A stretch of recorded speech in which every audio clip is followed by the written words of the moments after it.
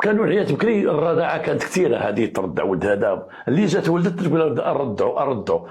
صافي دير الا رضعتي يولي خوك من الرضاعه، الا ولي خوك من الرضاعه او اختك من الرضاعه ما عندكش حق تتزوج بها.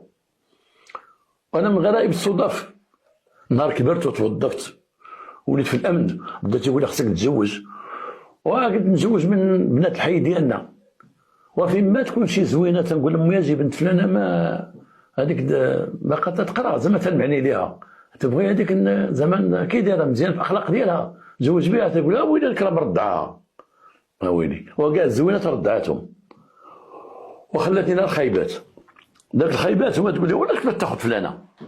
حليمه كيفاش تاخذها، ولا بنت الباشيه مالها زوينه تشوف هذوك كاع اللي ما ردعتهمش سبحان الله العظيم اللي عندي حق نتزوجهم الخايبات عندنا في الدرب، ودوك اللي كان فيهم الضوء زوينه تكون ما ردعتهم